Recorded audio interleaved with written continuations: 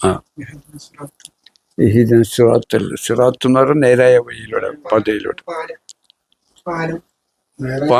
പാലമല്ല, നമ്മൾ ഉദാഹരണങ്ങൾ പറഞ്ഞ നേരായ വഴിയിൽ അള്ളാഹുവിന്റെ മാത്രമായ അപ്പാതയിലൂടെ വഴിയിലൂടെ സഞ്ചരിക്കുക എന്നുള്ളത്. ഏതല്ല അതാണ് ഈ അദൃശ്യ. നമ്മൾ നേരത്തെ പറഞ്ഞ ഇവിടെ ഒരുപാട് സാമ്യന്മാരുണ്ട്, അതിൻ്റെയും വലിയ ആളുകളുണ്ട്, പിന്നെ പല മതത്തിൻ്റെയും മേലധികാരികളുണ്ട്, അച്ഛന്മാരുണ്ട്, അതിൻ്റെ അപ്പുറം മേലേക്കുള്ള ഒരുപാടുണ്ട്.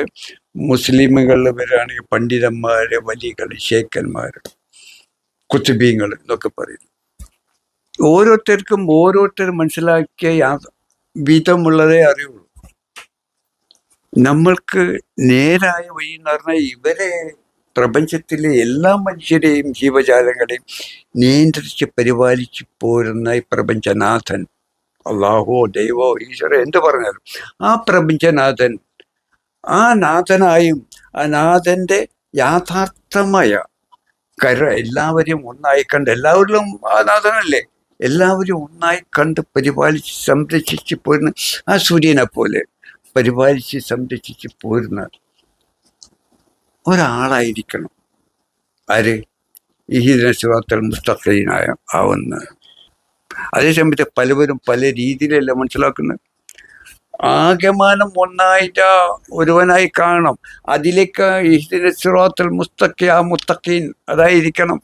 അതിൽ ചെന്ന് ചേർന്ന പ്രപഞ്ചനാഥനായിരിക്കണം, പ്രപഞ്ചനാഥൻ ആയിരിക്കണം. അവിടെ വിഭാഗ്യത ഉണ്ടാവില്ല. അതെ. പക്ഷെ വേറൊന്നുണ്ട്, ശരീഅത്തിൽ പറയുമ്പോൾ അവിടെ ശരീഅത്ത് എടുക്കുമ്പോൾ അവിടെ ഇത് പറ്റില്ല. അവിടെ മുസ്തഫായ നബി എന്ന് പറയുമ്പോൾ മുസ്ലിമുകൾ എടുക്കുമ്പോൾ ഹിന്ദുക്കൾ തട്ടിക്കാണ്. ക്രിസ്ത്യാനികളും മറ്റേ ഭൂരിപക്ഷം മറ്റുള്ള മതസ്ഥരല്ലേ.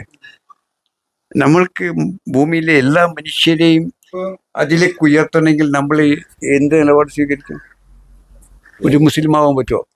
ഒരു ഹിന്ദുവോ ക്രിസ്ത്യാനിയോ പാർസിയോ സിഖുകാരനാവാൻ പറ്റുമോ? തരീഖത്തുകാരനാവാൻ പറ്റുമോ? ഇല്ല. അതൊരു വിഭാഗമല്ല. എല്ലാത്തിനും പൊരുളായി നിൽക്കണം. അതെ, യാഥാർത്ഥ്യം കാണിച്ചു കൊടുത്തത്.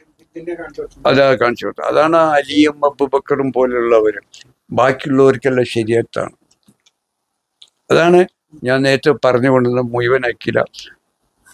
സൂറത്ത് 24 135 വചനം. ആകാശഭൂമികളുടെ പ്രകാശമാണ് അള്ളാഹു എന്ന് പറയുന്നത്. ആകാശങ്ങളുടെ ഭൂമിയുടെ പ്രകാശമാണ് അള്ളാഹു. അതിൻ്റെ ഉപമയാണ് ഖുർആനും ഹദീസും പറയുന്നത് കേട്ടോ. യഥാർത്ഥം അല്ല പറയുന്നത്. യഥാർത്ഥം പറയുന്ന ആളപ്പം അള്ളാഹു പറയുന്നുണ്ട്, നോക്കാം. എന്നിട്ട് അതിൻ്റെ ഉപമയിത ഒരു വിളക്കുമാടം, അതിൽ വിളക്ക് വെച്ചിരിക്കുന്നു, വിദേശി സ്വദേശിയോ അല്ലാത്ത എണ്ണ കൊണ്ട് കത്തിക്കപ്പെടുന്നു.